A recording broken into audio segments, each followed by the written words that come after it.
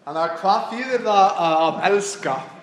Hvað þýðir það að deila lífi sínu með öðru fólki og hvað þýðir það að lifa í samfélagi?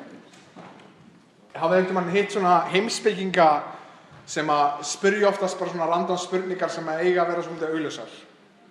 Hvað þýðir það að hata? Og ég ekki að reyna að vera þannig þegar ég spyr þessa spurningu, hvað þýðir það að elska eða hvað þýðir það að deila okkar lífum með hvort öðru? Held ég að þetta sé raunverulegt vandamál á Íslandi í dag að fólk veit ekki hvað það er að elska, veit ekki hvernig það lítur út að deila lífi sínu með öðru fólki. Og það er varla betri leið að halda upp á 30 ára afmælið okkar en að lesa vers saurlifnað. Það er kalt henni út af því að back in the day þá við erum að fara að lesa vers saurlifnað en þau kenna okkur miklu meira heldur en bara syndin sjálf. Og það sem er magnað út af því að ég hefði aldrei dottið í hug ef ég fengi að ráða mínum predikunum, þá hefði ég aldrei vaknað einn daginn og hugsað, herðu, ég held að ég þurfi að tala saurlifnað í dag. Ég hefði aldrei svona, já, nú þarf ég að fara upp í púltið og segja fólki frá saurlifnaði. Ég hefði talað eitthvað svona fluffy og æðislegt. Og ég elska það að fá að vera í kirkju þar sem að við erum búin að segja, herðu, Biblían er æðsta vald fyrir trú okkar og lifnaðarhátt og við viljum að sýna það með því að predika bara í gegnum Biblíuna. Þannig að það lenda mig frá ykkur, þannig að ef þið komið til mín og segir, Gunni, þú talar alltaf mikið peninga eða þú talar alltaf mikið einhverja sérstaka synd, þá get ég sagt, herru, ég er bara að segja það sem næstu vers segja. Og það lendar ykkur frá mér, það er að segja, þið heyrið ekki alltaf bara eitthvað svona marshmallows og fluffiness, að trúin er eitthvað dýpra heldur en bara ég og mínar hugmyndir.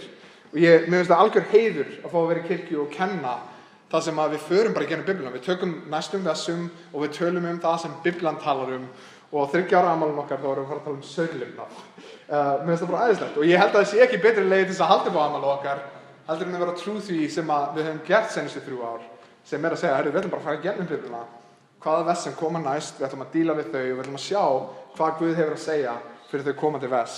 Þannig að við erum bara að fara í gegnum Rómarbréfið og Efesusbréfið og Filippíbréfið. Fórum í gegnum Mattheusarguðspjall og svo Predikarann sem var þung bók ef þú hefur lesið Predikarann. Og nú erum við komin í 1. Korinthbréf.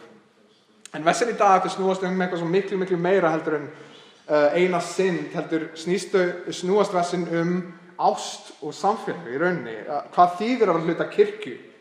Hvernig lítur kristið samfélag út? Ég ætla að byrja tímann, því að ég veit að sum ykkar voru nervös yfir því að predikunum mín var 10 blaðsíður. Hvað þýðir það hvernig horfum við á synd í kirkjunni eða hvernig horfum við á synd yfir höfuð? Er einhver munur á hvernig ég horfi á synd vina míns og synd kirkjunnar og hvað þýðir það fyrir þá sem er að mæta í kirkjur? Eða hvað þýðir það til dæmis í okkar kirkju fyrir þá sem eru búin að gerast meðlimir í kirkjunni? Eða hvað þýðir það fyrir kirkjuleiðtoga? Í 1. Korinthbréfi er fjarsjóður fyrir brothættar sálir. Að við sjáum mikið sem bendur okkur á hvernig heilbrigð kirkja lítur út, hvernig heilbrigð samfélag lítur út, en við sjáum líka einstaklega mikið af hlutum hvernig heilbrigð kirkja lítur ekki út, meðal annars versin sem við erum að fara að lesa í dag. En ein af einkennum heilbrigðrar kirkjur er hvernig hún dílar við synd og ágreining. Og synd er svolítið þungt orð þegar ég segi synd, að þá er synd í sínu víðasta samhengi einfaldlega það að missa marks af því sem við erum sköpuð fyrir. Þannig að Guð skapaði okkur fyrir þetta, markmið okkar er að hitta í það skotmark og þá lifum við réttlátu lífi, en synd er það þegar við hittum ekki í það skotmark sem Guð hefur sett fyrir okkar líf í sínu víðasta samhengi. Þannig að mér langar að lesa versin í dag sem er 1. Korinthbréf, allur 5. kafli, vers 1-13. Það er mér sagt að saurlifnaður eigi sér stað á meðal ykkar. Og það slíkur saurlifnaður sem jafnvel gerist ekki á meðal heiðingja, að maður heldur við konu föður síns. Og svo eru þér stærilátir í stað þess að hryggjast og gjöra gangskur af því að manninum sem þetta hefur dríkt yrði útrýmt úr félagið þær. Ég fyrir mitt leyti fjarlægur á líkamanum til, en nálægur á andanum hef þegar eins og ég væri nálægur kveðið upp dóm í nafni drottins vors Jesú yfir manni þeim sem þetta hefur dríkt. Þegar þér og minn andi eru komið saman með krafti drottins vors Jesú, skal selja slíkan mann Satana vald til tortímingarholdinu, til þess að andinn megi hólpin verða á degi drottins Jesú. Ekki hafið þér ástæðu til að stæra ykkur. Vitið þér ekki að lítið súrdeig sýrir allt deigið? Hreinsið burt gamla súrdegi til þess að þér séu nýtt deig, enda eru þér ósýrðir. því að páskalambi voru slátrað sem Kristur. Höldum því hátíð, ekki með gömlu súrdegi, né með súrdegi illsku og vonsku, heldur með ósýrðum brauðum, hreinleikans og sannleikans. Ég ritaði ykkur í bréfinu að þið skylduð ekki umgangast sörlífsmenn. Átti ég þar ekki við sörlífsmenn þessa heims yfirleitt, ásalna og ræningja eða hjágóðadýrkendur, því að þá hefði þér orðið að fara úr heiminum. En nú rita ég ykkur að þið skuli ekki umgangast nokkur þann nefnir sig bróðir en sörlífsmaður eða ásalinn, skurðgóðadýrkandi eða lastmál, ofdrykkjumaður eða ræningi. Þið skuli jafnvel ekki sitja að borði með slíkum manni.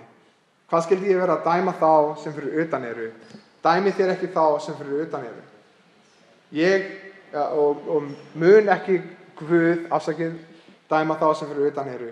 Útrýmið hinnu vonda úr ykkar hópi. Þannig að það sem við sjáum þegar við lesum Biblíuna oft er að við sjáum svona eins og e-mail er að eiga sér stað en við sjáum bara einn hluta af e-mailinu. Þannig að hann er búinn að skrifa annað bréf sem við höfum ekki í Biblíunni okkar. Þeir eru búin að svara og hann er að svara spurningum sem að Korintumenn eru búin að spyrja. Og við lesum í þessum messum og við löpum inn í ákveðnar aðstæður. Þannig að við löpum inn í aðstæður það sem stemma út frá kynferðislegum toga, synd af kynferðislegum toga, það sem að gríska orðið porneia er notað. Þið getur giskað hvaða rótarorð það er fyrir. Til dæmis porn á ensku er tekið frá gríska orðinu porneia. Þannig að porneia er þýtt á íslensku sem sörlifnaður.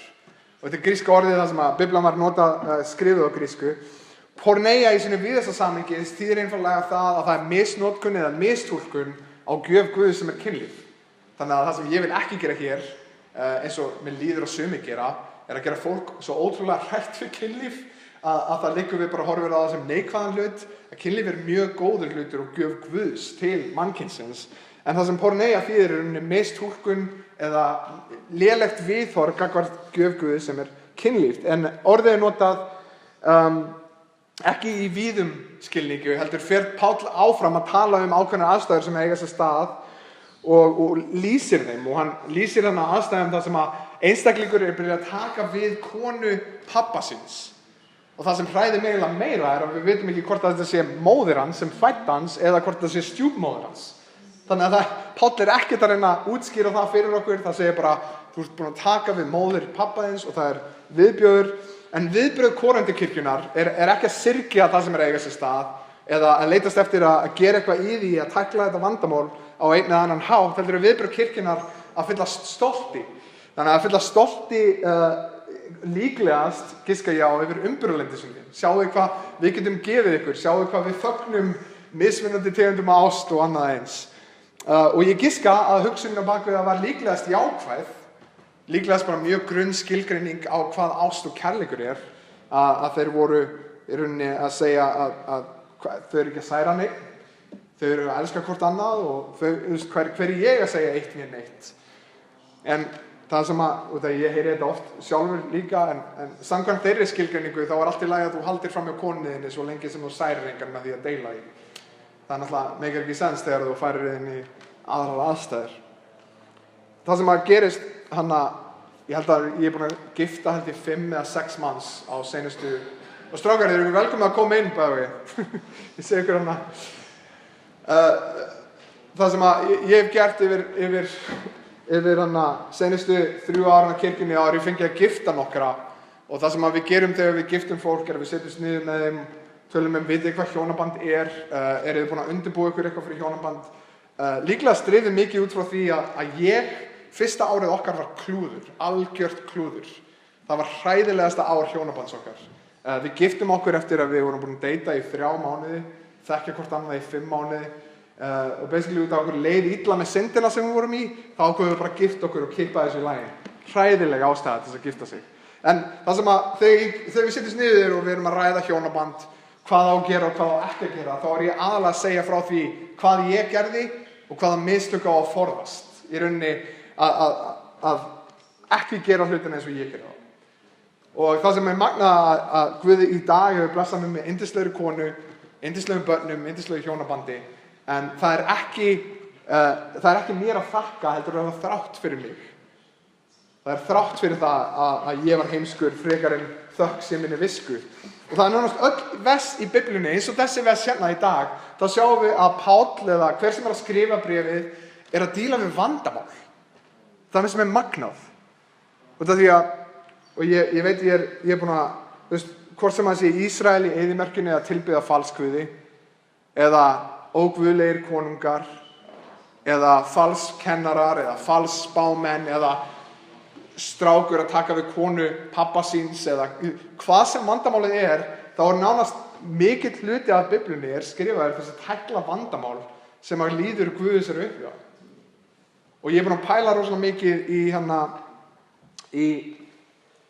í kirkjun okkar, sérstaklega eftir að Mikael kom og greiningin kom og sé hvernig kirkjan hefur einhvern veginn bara tekið okkur og það ótrúlega magnað að sjá. Og ég myndist heimspekingsins Notorious B.I.G., ef þið þekkið hann, sem dauður rappari, hann nú ekki heimspekingur, en hann sagði í einu lagi, "More money, more problems", ef þið þekkið Notorious B.I.G. Og það sannleikur í þessu, því meira sem við eigum af drasli, því meira sem við eigum af peningum, því meira vandamáli á þessu stað. Allt í einu til dæmis ef þú átt dýran bíl, þá getur ekki lánað bílinn út af því að það getur klesst hann. Ef þú átt druslu, þá getur hver sem fengið lánaðan bílinn sinn út af því að þetta er drusla. Þannig að more money, more problems, heimspekingurinn Notorious B.I.G. En ég spyr, hvernig á þetta við kirkjuna? Einhver sannleikur í þessu? Og ég held að sé sannleikur í þessu, það að segja að því stærri sem kirkjan verður, því fleira fólk sem kemur, því meira vandamálum koma, því skrautlegri verða vandamálum. Þessi kirkja í Korintu hlaut að vera risastór, víst að það kom svona skrautlegt vandamáli. En punktur minn þessi, ef þú finnur fullkomna kirkju, þá skaltu varast hana því að þú myndir örugglega eyðileggja hana með þinni synd. Þannig að ég held að við þurfum bara að sætta okkur við í dag. Þetta er ófullkomin kirkja en þetta er kirkja sem ég ætla að byggja upp. Að við þurfum að sætta okkur við það að við erum ekki fullkomin, það verður ekkert á þessari jörð sem fullkomin líður Guðs eða fullkomin kirkja, en spurningin erum við tilbúin að segja, þetta er ekki fullkomin en þetta er mín kirkja og ég ætla að hjálpa að byggja mig. Og síðan að Mikael greindist, þá er ég búin að pæla rosalega mikið fyrir ykkur sem þekkið ekki aðstæður okkar, þannig að Mikael sköllótti drengurinn sem var hérna áðan. Hann er mjög einhverfur, en hann er líka að greinast með hvítblæði, þannig að hann er að gangi gegnum kímó núna, sem kom í byrjun júní. Og síðan þá er ég búin að pæla rosalega mikið í Rómverjabréfinu 8. kafla, 28. versi. Það sem að Páll er að skrifa og hann segir allt samverkar til góðs fyrir þá sem eru kallaðir og elskaðir af Guði. Og það koma stundum aðstæður í lífinu, það sem að ég pæli í hvernig í ósköpunum á þetta eftir að samverka til góðs. Og ég held að við upplifum öll svona svipaðar aðstæður á einhverjum tímapunkti í lífinu okkar. Ef að Guð kemur ekki aftur, þá eigum við líklegast öll eftir að horfast á við sjúkdómsgreiningar eða að líkaminn byrjar að gefa sig og við getum ekki gert það sem við gátum áður eða hvað sem það er. Líklegast öll eigum eftir að spyrja á einn eða annan hátt, Guð, hvernig samverkar þetta til góðs? Hvernig ætlar þú að nota þessar ömurlegu og jafnvel hræðilegu aðstæður til þess að samverka þetta til góðs? Og þannig að mér finnst merkilegt að við stöndum hér í dag og við erum að pæla í texta sem var skrifið til kirkju sem var í höngli, var í rugli. Og við erum hér 2000 árum seinna, tæplega, að lesa þennan texta að vaxa í trú, von og kærleika. Og ég giska á að einhver í Korintokirkjunni hafi verið að hugsa hvernig í ósköpunum á Guð eftir að nota þennan viðbjóð til þess að gera sitt dýrlega. Hvernig í ósköpunum á Guð eftir að nota þessar ógeðslega erfiðu aðstæður. Það var örugglega erfitt fyrir Pál, örugglega erfitt fyrir Korintokirkjuna. Hvernig í ósköpunum á Guð eftir að nota þetta sér til dýrðar. Og ég finn huggun í því raunveruleika að Guð lætur allt samverka til góðs fyrir sinn líf. Þannig að skrítið núna erum við að lesa þessar aðstæður sem voru örugglega hryllingur fyrir Korintokirkjuna á sínum tíma. En á meðan kirkjan var að fagna umbyrðalindi sínu þá kemur Páll með vers sem margir myndi líklegast telja harkaleg eða kærleikslaus eða passa sig í. Þannig að við lesum í vers 3-5 þá giska ég að vers 4 og helmingurinn af versi 5 standi svona upp úr. Ég giska á að þegar við lesum þessi vers 3-5 að þá er það þessi texti sem stendur upp úr. Þegar þér og minn andi eru komnir saman með krafti drottins vors Jesú, skal selja slíkan mann Satan á vald til tortímingar holdinu. En spurningin fyrir okkur þessi, hvor elskar vin sinn meira? Það, ef einn vinurinn að fara að keyra bíl sinni fram á klettinum og það eru 2 aðrir vinir sem standa við og horfa á bílinn og einn klappar og hvetur hann áfram. Þú ert hugrakkur, þú ert magnaður, gerðu það sem þú vilt. Þú lifir bara einu sinni. Og hinn neitar að fagna, neitar að hrópa, neitar að hrósa og gerir allt í sínu valdi til þess að ýta á bremsuna til þess að stoppa vin sinn að keyra fram á klettinum því hann veit ef hann fer fram á klettinum þá er engin hamingja sem bíður hans. Þannig að við þurfum að spyrja okkur í þessari aðstæðum hvor vinurinn elskar vin sinn meira. Hvor vinurinn að sýna meiri kærleik og meiri ást. Ást af hugsunarhætti Páls og Biblíunnar ekki grunntegund af ást, þar sem hrós til staðar en ekki von velgengni. Því að það þarf voðalega lítið til þess að hrósa ykkur. Að segja, flottur, þú ert magnaður einstaklingur, gerðu það sem þú vilt. Það er það sem fólk býst við okkur. En það kostar stundum mikið að setjast niður með einhverjum og segja, ég held þú sért að gera rangan hlut. Ég held að það sem þú sért að gera okkur núna sé ekki gott fyrir þig og sé ekki að leiða þig þann veg sem að þú þarft að fara á. Ástæðan á bakvið það sem margir telja af grimm vers. Þessi vers kemur svo í seinna hluti versi 5. Þannig að Páll segir að gefa hann af tortímingarholdinu og svo endar hann á þessu til þess að andinn megi hólpinn verða á degi drottins Jesú. Og Páll, hann veit að tímabundin hamingja mun fölna ef hún leiðir til eilífrar þjáningar. Ef ég stend fyrir framan Guð einn daginn og Guð gefur mér nákvæmlega það sem ég bað með öllu mínu lífi. Það er að segja, Guð mér langar ekkert með þig að hafa og hann gefur mér það. Eilífa þjáningu án hans. Að þá mun sú skammtíma gleði sem ég gerir nú ekki vera mikil. Og sú minning mun fölna mjög fljótt. Og rétt eins og við tökum, eins og í seinustu viku þegar við fórum í 4. kafla og við tölum að við eigum að vera kirkja sem stendur á sannleik.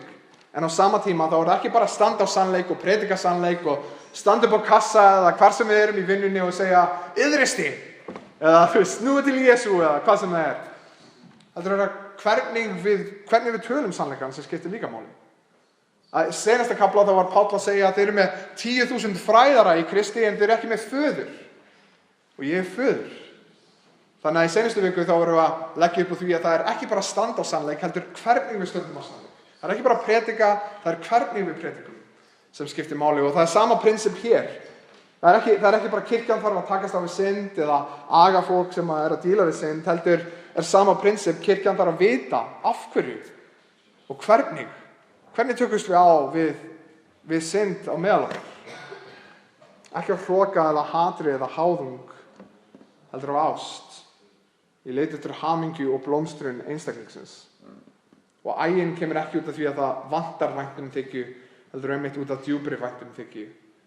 Ægin á ekki að koma út af því að okkur vantar ást, heldur einmitt út af því að við elskum nógu mikið til þess að vera ekki bara klappandi hvort öðrum niður í eyðileggingu okkar, heldur að vera vinurinn sem reynir allt til þess að bremsa. Þannig átti fögnuður þeirra ekki að vera að umbera synd hvors annars, heldur að sjá kærleika sem dýpri og jafnvel á tímum erfiðari.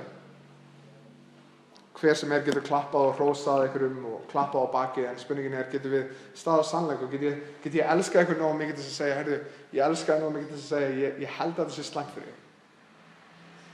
Það er það sem Páll er að reyna að segja kirkjunni í Korintu. Ég held að þessi mynd klettin sé gott dæmi sem við getum haldið okkur aðeins áfram í smástund viðbóð. Þetta þýðir ekki að vinurinn keyrir fram að klettinum og einhverjum ástæðum þá deyr hann ekki og hann kemur aftur fram að klettinum og vinurinn sem var að ýta á bremsuna áður fyrir segir, heyrðu, þú ert ekkert velkomin hér og hrindur hann aftur niður. Þetta þýðir ekki það. Heldur þýðir þetta að í rauninni að við séum að vonast til að allir komi aftur. Það er í rauninni von Páls að ef hann fer fram að klettinum að hann lifi og hann komi aftur til þess að fatta að í Kristi er gleðin. Og vinurinn, þú veist, að þegar við tala sem kirkja þegar við erum að díla við synd, þá vil ég ekki að þið lappið út með þá hugmynd að ég sé einhvern veginn syndlaus. Að ef þú ert nógu kristinn og þá ertu syndlaus, heldur ég sannleikurinn sá að við dílum öll við synd. En spurningin er bara þetta, díla ég við synd og iðrast? Það er að segja, ég fatta, ég datt í þessa synd, en á sama tíma þá ætla ég að snúa mér aftur til Krist. Ég ætla að leitast eftir að lifa eftir honum, eða lifi ég í synd minni. Fagna ég synd minni. Og í rauninni þegar ég tók trú, að helsti munur minn var þessi, áður fyrir þá get ég notið þess að lifa í synd, og svo eftir á þá hata ég syndina, sem í rauninni svona, kannski ekkert selling point fyrir þá sem vilja leitast eftir að koma í trúna, en það rétt, maður byrjar að hata sjálfsæsku sína og hugsunarhátt síns og oft. Þannig að Jesús Kristur, hann segir, hver sem vill vera lærisveinn minn, afneiti sjálfum sér og fylgi mér. Þannig að það eina sem við erum að skera sem meðlimir í kirkjunni ekki að segja, við erum syndlaus, heldur frekar að segja, við ætlum að halda hvort öðru við efnið, að þegar við dettum í synd, þá er þetta okkar vers. Við afneitum sjálfum okkur og við fylgjum Jesú Kristi því að hann er betri. Og margir hugsa eins og ég í mörg ár, og líklega sér einhverju hérna inni sem hugsa þetta, hvað í ósköpunum er Guð að pæla í mínu viðhorfi á kynlífi eða öðru dæmi? Af hverju Guð að tróða sér í þennan hlut af mínu lífi? Hvað skiptir það einhverju máli? Og viðhorf mitt var í raun þetta, af hverju Guð að vinna svona hart að því að hefta mig í minni hamingju? Af hverju leyfir hann mér ekki bara að gera eitthvað sem ég vil gera? Og í mörg ár var ég fullviss að ég var réttur í þessari hugsun. Hvað í ósköpunum skipti það máli hvort að Guð leyfi það sem ég geri? Af hverju hann að skapa eitthvað sem er svo ótrúlega gott og segja svo á sama tíma bannað? Það hljómaði fyrir mér í mörg ár eins og þetta væri bara hann í grimmd sinni, að skapa eitthvað sem væri ótrúlega gott, láta nammiskóluna út eins og mamma og pabbi gerðu oft á jólunum og segja svo bannað. Af hverju? Af hverju eru þið svona vond við mig? Það var hugsun. Reyndar var það aldrei vandamál á mínu heimili. Mamma gerði alltaf tonn af kökumöður í jólin, þannig að maður var bara rosalega feitur. En þegar ég byrjaði að stúdera Biblíuna, og ef við þekkjum mömmu mína þá kannski vitið hvað ég er að tala um. Hún gerir bara ótrúlega mikið mat, og þetta var alltaf svona, jafnvel þegar það voru bara 5 í mat, þá var ennþá veisla, sko. En svarið, þegar ég leitaði í þetta, Guð, af hverju þetta banna mér að gera það sem ég vil gera? Af hverju þetta hefta hamingju mína? Að þá var svarið frekar sjokkerandi fyrir mér, út af því að svarið var fyrir mína hamingju. Að það var Guð þegar ég segi, Guð, af hverju ertu að hefta hamingju mína með reglulöginum? Þá var hans svar til þess að þú sért glaður, til þess að þú sért hamingjusamur. Í öðrum orðum, hann er ekki að leitast eftir að hefta hamingju mína, hann er að veitast eftir að gefa mér hamingju með reglunum sínum. Þannig að þegar við lesum til dæmis í Jóhannesarguðspjalli, 15. kafla, vers 10 og 11, þá segir hann hér, ef þér haldið boðorð mín, verðið þér stöðugt í elsku minni, eins og ég hef haldið boðorð föður mín, svo er stöðugur í elsku hans. Þetta hef ég talað til ykkar, til þess að fögnuður minn sé í ykkur, og fögnuður ykkar sé fullkominn. Þannig að þetta hef ég talað til ykkar, þá er að segja, það að fylgja mínum boðorðum, til þess að fögnuður ykkar sé fullkominn. Mér finnst það ótrúlega skrítið að pæla í því að þegar ég horfði á reglur Guðs og ég hélt að það væri að hann að reyna að segja nei við hamingju minni og gleði minni, að þá var hann í raun að segja, hér er gleði í því sem ég skapaði fyrir. Ég er faðir þinn, ég er Guð þinn. Sá rammi sem Guð setur fyrir mitt líf og fyrir okkar líf er ekki til þess að hefta hamingju okkar, heldur til að gleða okkar með í blómstra.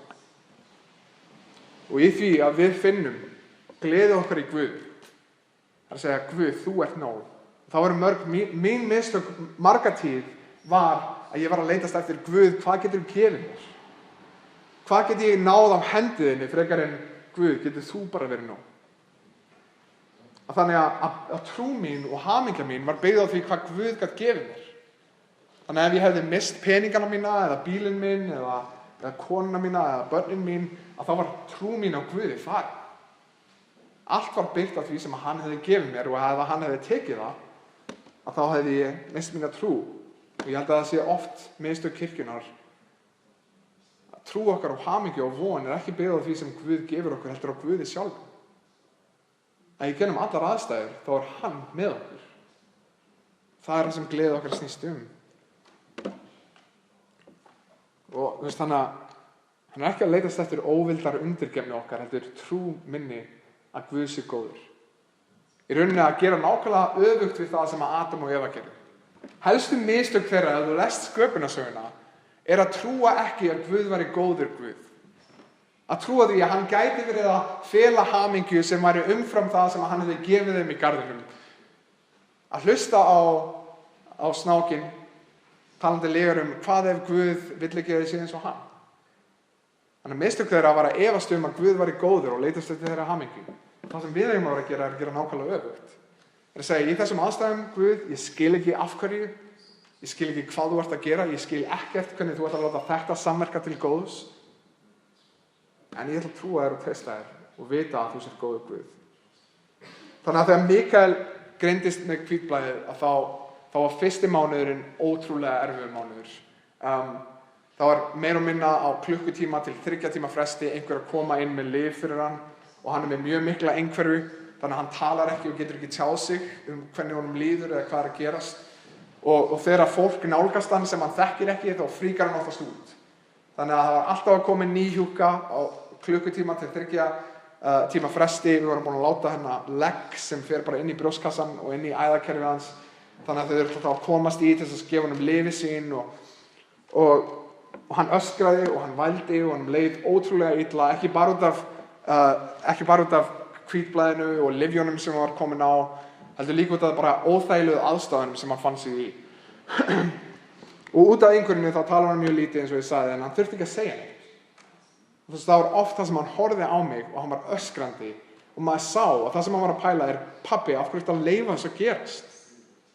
Sérðu ekki að ég að gráta? Sérðu ekki að ég að þjást? Af hverju alltaf þetta nýja fólk að koma inn, þú veist að ég fíl ekki? Og hann hefði ekki þurft að segja neitt orð, ég sá það bara hvernig hann horfði á okkur og hvernig hann öskraði. Og sérstaklega tölum ekki þegar þurfti að fyrstu vikunar, hverja einustu viku, þá var svæft hann til þess að gefa hann beinmergs, lyf í beinmergin og taka beinmergssýni. Og fyrstu vikunar, áður en við gátum gefa hann róandi, þá þurfti ég bara að halda honum og ég þurfti að neyða á hann grímu þá hann datt út og sofnaði. Og ég skíthrættur hvað ef hann man eftir þessu? Hvað ef hann man bara eftir þessu atviki þar sem hann var skíthrættur og pabbi bara að halda honum niðri og neyða á hann einhverja grímu sem hann skildi ekkert í. Og ég oftast að vonast eftir því að við sjáum á næstu 2 árum hvað hann eftir að tala mikið, en ég oftast að vonast eftir því að hann muni tala svo ég geti sagt, ég sá hluti sem að þú sást ekki, ég skildi hluti sem að þú skildir ekki og ástæðan á bakvið það sem ég gerði var ekki út af því að ég var að reyna að gera þig hræddan eða að reyna að meiða þig, heldur út af því að ég vildi lækna þig. Ég vildi díla við krabbameinið sem var í blóðinu þínu. Og ég held að við séum oft Mikael, við erum öskrandi, við erum kveinandi og við erum í sársauka og við erum spyrjandi faðir, af hverju? Af hverju ertu að leyfa þessu að gerast? Af hverju þarf ég að ganga í gegnum þessa kringumstæður? Af hverju aðrar erfiðar kringumstæður? Hver í ósköpunum gleðin í þessu? En spurningin fyrir okkur munum við horfa á hans orð og sjá hvort sem við skiljum eða ekki, þá hann að starfa fyrir okkar hamingju. Að treysta því sem Adam og Eva gátu ekki gert, getum við treyst því loforði Guðs. Að hann mun veita okkur gleði. Í giktinni, í sjúkdómsgreiningunni, í því að spila fótbolta og vera með ónýta löpp og skilja ekkert Guð af hverju að leyfa þess að gerast. Í því að vera bara erfiðleika í lífinu getum við treyst í að Guð sé einhvern veginn góður. Þrátt fyrir að við skiljum ekki af hverju, eins og Mikael skiljum engan veginn af hverju við erum að gera þetta. Þegar Páll að leita eftir aga í kirkjunni, þá það ekki drifið að hroka heldur á ást, í þeirri vonum að sá sem fer undir aga kirkjunnar. Og hér erum við að tala meðlimi, það ekki bara að tala fólk sem mætir á samkomur, þannig að ef þú ert að mæta og þú ert bara, hvað er ég búin að labba inn í? Þetta fyrir meðlimi kirkjunnar, þannig að það sé á hreinu. Þá hann að leitast eftir því að fólk sem meðlimir í kirkjunni, við getum ekki sagt lengur að þú sér kristinn, þú ert ekki lengur að afneita sjálfu þér, við ætlum að senda þig í burtu, Ég vonum að, eins og hann orðar það á mjög harkalegan hátt, að tortíming holdsins eigi sér stað. Að þú farir út í rauninni, þú smakkir á hvað heimurinn hefur upp á að bjóða á þessa Kristur sem miðpunktinn, í þeirri vonum að þú fattir að raunveruleg gleði liggur í Kristi sjálfum. En í fylgjandi versum þá var hann við af hverju þeir aga. Þannig að við sjáum hérna, Þeir senda frá sér einstaklingin ekki út af því að þeir elska hann bara, heldur líka út af því að þeir elska samfélagið, þeir elska fólkið sem í kirkjunni. Þeir senda hann frá sér einnig vegna ást þeirra til samfélagsins og fólksins í kirkjunni, eins og við sjáum í versum 6-8, því að smá súrdeig sýrir allt brauðið. Og þessi vers gefa praktísk viðhorf á samfélagi yfir höfuð, ekki bara kirkjuna. Þetta gefur í rauninni okkur það að Biblían, hún upphefur samfélagi rosalega mikið og hún varar rosalega við samfélagi. Þannig að rauninni út af sömu aðstæðum. Samfélag hefur áhrif á okkur. Félagsskapurinn sem við erum með í kringum okkur hefur áhrif á okkur við hugsum og högum okkur. Og einhver sagði einu sinni við mig að ég sé meðaltalið af þeim sem ég hangi hvað mest með.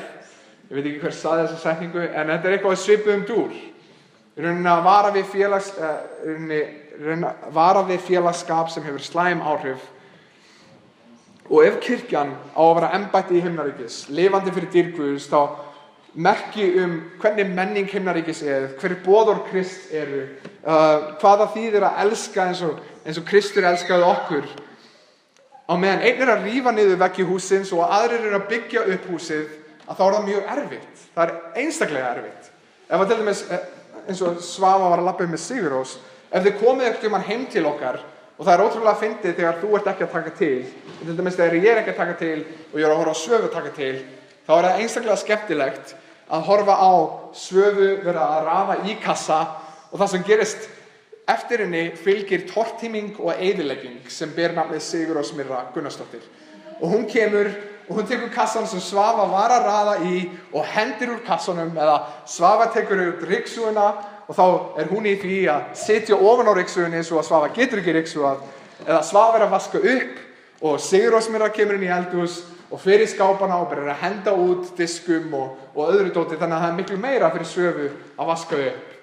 Og það sem merkilegt að þegar að hreingirning eiga sér stað heima hjá okkur, að þá sést að það gerist voðalega lítið þegar einn einstaklingur að byggja upp og annar að rífa niður. Þannig að kirkjan, að það sem gerist ef við leyfum slæmum félagsskap að eiga sér stað, til dæmis eins og við sjáum í þrifunum heima hjá okkur, þegar Svava að byggja upp, þá Sigurrós að rífa niður, þegar Svava nýbúin að brjóta allt saman og láta í góða hrúi, þá kemur Sigurrós og hrindir því fram af sófanum eða hvað sem það að það hefur áhrif á getu kirkjunnar til þess að gera það sem hún á að gera. Og það að vera embættið fyrir Guðs ríki, sýna hver Guð Þannig að lifandi dæmi fyrir þetta, ef þið viljið sjá hvernig þetta gerist heima hjá okkur, þrifin. Ég eiginlega stundum bara, þegar ég fer í vinnuna og ég kem aftur heim, þá ég einstaklega, ég skil ekki stundum hvernig það hreint. Bara hvernig eitthvað sé hreint heima hjá okkur bara enda sérstæð þegar að Svava fer til dæmis með Mikael upp á spítala í nokkra nætur. Þá byrjar svolítið að sjást á íbúin okkar sem ég þarf að laga. Svo þetta sé kannski játning í leiðinni. En eitt með súrdegið sem ég langar að nefna að ég elska súrdegsbrauð. Sérstaklega eftir ég horfði á Netflix-þætti sem heita Cooked. Mæli ótrúlega með þeim. Ég ekki mikið fyrir matreiðsluþætti, en þetta eru ekki þætti. Allavega, það farið við súrdegsbrauð. Og súrdegsbrauð, ég byrjaði að borða súrdegsbrauð eftir ég sá þessa þætti. Og það eitt bakari í Krónunni í Kópavogi sem heitir Súrdegsbakaríið. Og ég talaði við konunar, hvernig virkar þetta? Hvernig pantið þið mat? Þá var hann að tala að þú þarft að panta með 2 daga fyrirvara. Og það súrdegsbrauðið þannig að þú gerir deigið, svo lætur deigið bara liggja í 2 daga á meðan bakteríur byrja að myndast í því. Ég veit að þetta hljóma kannski ekkert rosalega vel. En bakteríunar eru næring og það byrjar að lyftast upp. Þannig að brauðið ekki með lyftidufti í, en það lítur út eins og brauð með lyftidufti í. Og svo þegar deigið búið að lyftast upp, þá því hendin í ofnin og því bakað og það miklu meiri næring í því brauði heldur en í venjulegu brauði með lyftidufti í. Út af þessum bakteríum sem myndast, þessum góðu bakteríum bæði. Þannig að ég vil ekki gera ykkur að þið haldið þetta sé viðbjóðslegt. Svo að hættan sem að Páll að vara við, hættan sem hann notar hana súrdegsbrauð, hann ekki að segja að áhrifin verða tafarlaus. Það að segja að einhver lifir í synd og hann neitar að iðrast og allt í einu breytist öll kirkjan bara strax, bara á núleitni, snýr sig við og segja, við ætlum ekki að fylgja Kristi, við ætlum frekar að lifa í synd okkar, við ætlum frekar að elska synd okkar. Þannig að það ekki það sem hann að tala um. Hann að tala að yfir tíma, að þá byrja deigið að súrna og þá byrjar að hafa áhrif á allt deigið í kringum sig. Yfir tíma, ef við leyfum einhverju að komast upp með að díla ekki við vandamál sem kirkjan að díla við, að þá byrjar það að hafa áhrif á kirkjuna og getu kirkjunar. En hvaðan minnir Korintumenn á líklega eitthvað sem að nútíma kirkjan þarf að heyra oft. Ef við horfum á seinustu versin sem ég glemdi að láta upp áðan, þá við rauninni að segja þetta: okkar verkefni ekki sem kirkja að benda á samfélagið og segja af hverju þið ekki kristin. Það kannski lélega orðað. Þannig að okkar verkefni sem kirkja að segja, hei, komið til Krist, en það sem ég meina af hverju hægið þið ekki ykkur eins og kristið fólk. Og það sem að ég tek eftir til dæmis þegar sjónvarpspredikar komast á í viðtöl og annað eins, að þá eru oft nota Biblíuna sem einhvers konar barefli til þess að berja samfélagið, til þess að segja, þetta stendur, af hverju ertu að haga þér svona. En það sem við sjáum að til dæmis hér í 1. Korinthubréfinu, þá verið að tala við kirkjuna í Korintu. Í næsta kafla þá að tala við ýmsar syndir fyrir kirkjuna í Korintu. Að þegar fólk fer í Rómverjabréfi 1. kafla, þá það ekki skrifað til Rómverja, heldur kirkjunar í Róm. Þannig að kirkjan, það sem við eigum að vera að gera, ekki að nota þessi vers sem svona einhvern veginn leið til þess að horfa á samfélagi, heldur til þess að horfa inn á við, til þess að nota þessi spegill. Þetta vandamál fyrir okkur? Og auðvitað eigum við að vera tilbúin að segja, ef ykkur spyr mig, eins og ég átti bara góða samræður hérna á viðskiptanámskeiðinu eitt sem mjög ósammála mér, en það gefur ekki að sagt, þegar hann spyr mig, þá segi ég hverju ég trúi og hverju ég stend á. En ég ekki að segja við fólk sem ekki kristið, af hverju ertu ekki að haga þér eins og ég? Og við föttum öll hversu steikt það að horfa á samfélagið og segja, við vitum að samfélagið ekki kristið, við vitum að oft eru önnur trúarbrögð að verki. Af hverju erum við oft svo sjokkuð yfir því að þeir séu ekki að haga sér eins og kristið fólk? Að í seinustu versunum hér, þá verið að nota þessi vers sem spegil inn á við. Til þess að kirkjan skoði versin og segi hvað að okkur? Hvað það sem við þurfum að laga? Og þetta áminning sem ætlið kirkjunni. Og oft eru predikar að nota vers sem ætlið eru kirkjunni til að nota Biblíuna sem eins konar barefli, einmitt oft til að gera eitthvað svoleiðis. Þannig að líklegast þá eiga þessar syndir sem við erum að tala um í dag við með mjög fáar kirkjur í dag. Ég get rétt ímyndað mér að það séu mjög fáar kirkjur sem að díla við að einhver meðlimur í kirkjunni búinn að takast við konu pabba síns. En hvað með þær augljósu kynferðislegu syndir sem kirkjan díla við í dag? Hvað með klámfík, það sem að oft horft á konur sem einhverju hlutir og hlutir til þess að niðurlægja og jafnvel til þess að ýta undir sig, til þess að gera lítið úr, frekar en persónur. Hvað með óguðlegt hugafar eða hatur eða losta eða græðgi eða ofdrykkju eða hroka?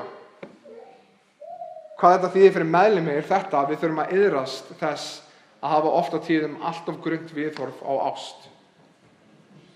Það ofta sem að ég hef sleppt í að díla við synd í bróður þegar ég veit að meðlimasamfélagið segir ég eigi að díla við synd í bróður út af því að það auðveldara að gera það ekki. Ég veit að ég iðrast þess fyrir þá í þeim aðstæðum það sem ég hef ekki gert og ég veit að þetta sérstaklega fyrir mennina.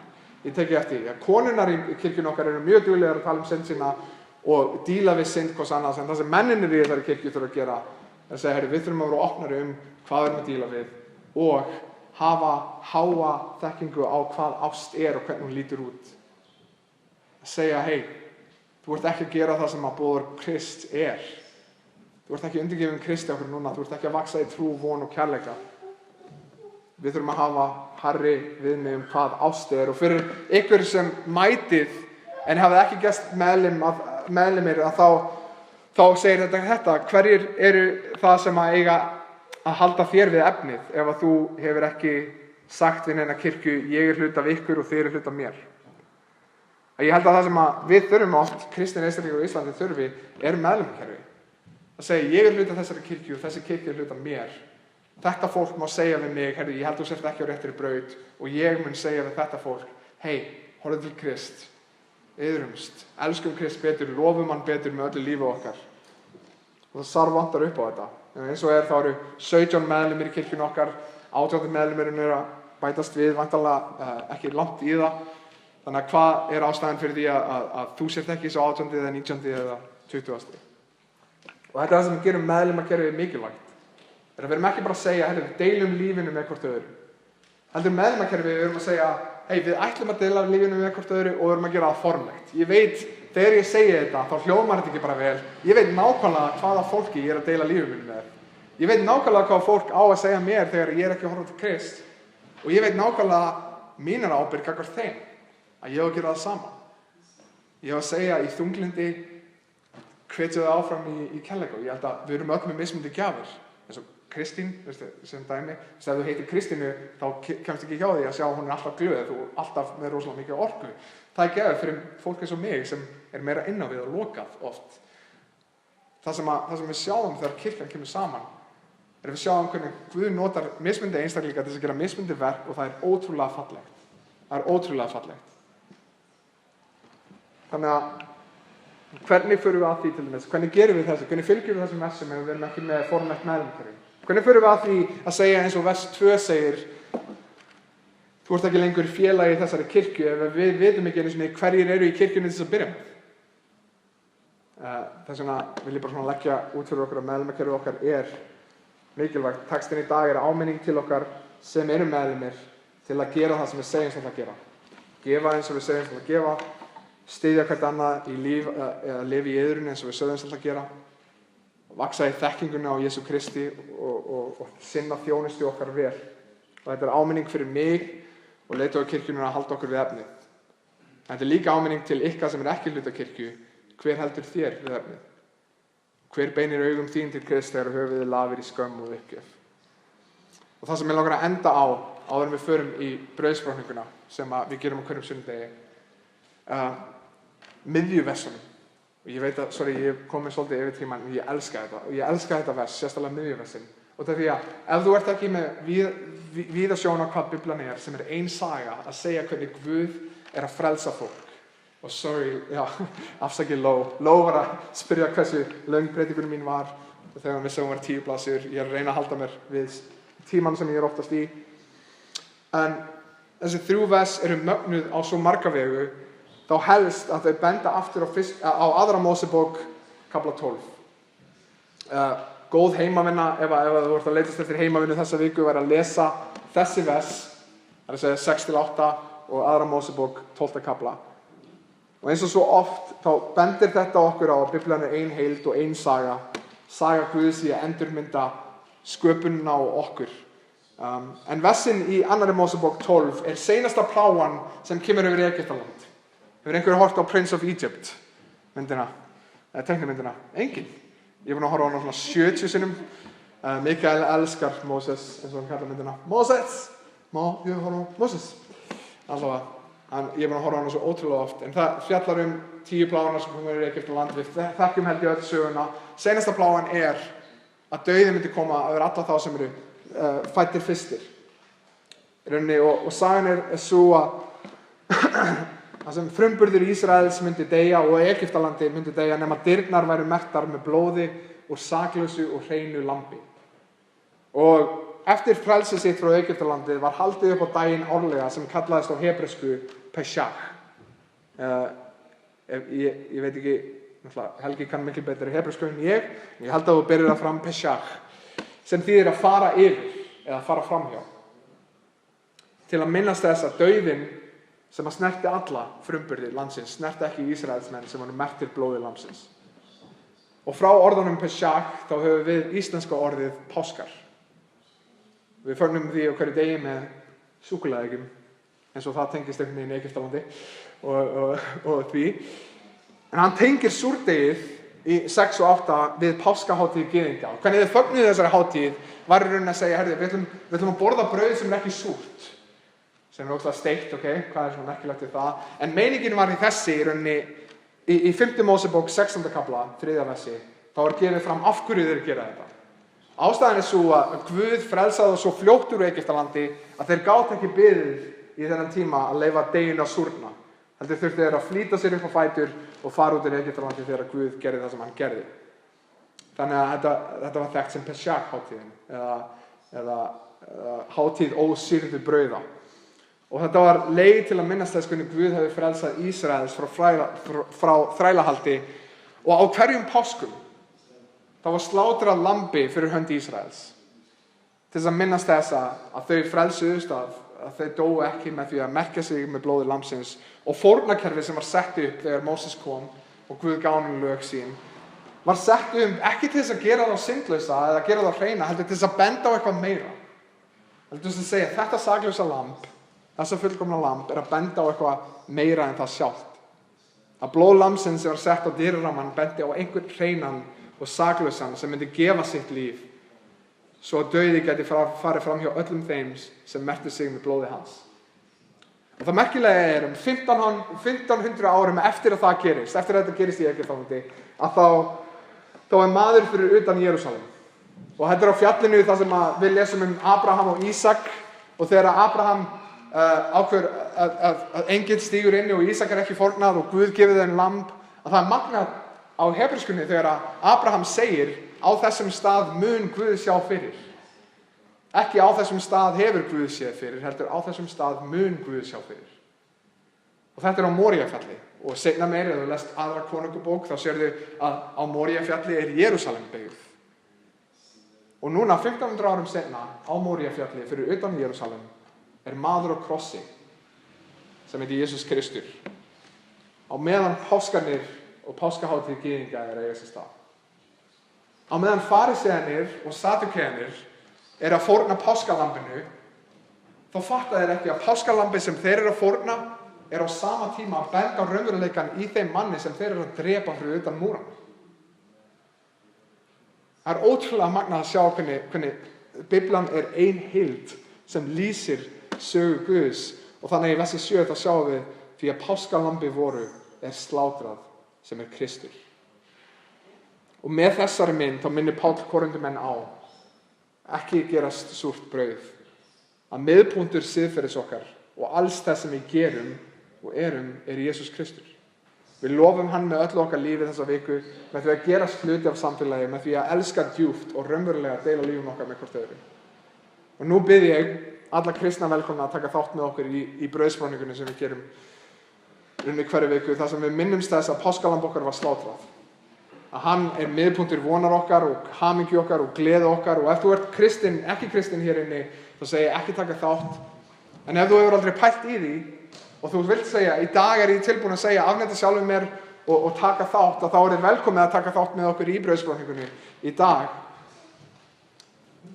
Og í textunum í dag þá líka seinasta minnir hann okkur á að þegar hann segir hér í endanum á textunum að deila ekki borði með þannig manni. Deila ekki borði með þannig manni sem lifir í synd og jafnvel fagnar synd, að þá held ég, og reyndar mikið af guðfræðingum sem að dýfa sér í þennan texta, hann sé ekki að tala að borða ekki með honum, að neita ekki máltíðar með manninum, heldur hann að tala þetta í kirkjulegu samhengi, það að segja brauðsfráningin sjálf. En að textin að benda okkur á að ef við ætlum að drekka vínið og borða brauðið, þá erum við að segja hans líkami brotinn fyrir mig, hans blóð rann fyrir mig, hann miðpunktur míns lífs. Þannig að ef þú ert kristinn hér inni og þú ert ekki búin að iðrast, þú ert ekki búin að segja ég að afneita sjálfum mér og ég ætla að lifa fyrir dýrð hans, að þá bið ég þig út af textunum í dag, ekki taka þátt með okkur í þessu.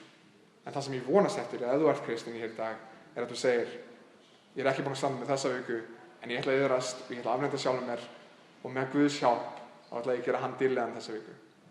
Og ef þú ert hér inni og þú ert ekki búin að pæla í þessari trú, þú ert ekki búin að pæla í því hvað þú ætlar að segja þegar þú standir frammi fyrir Guð, að þá bið ég þig að þú minnist þess að Jesús Kristur dó fyrir réttlæti þitt.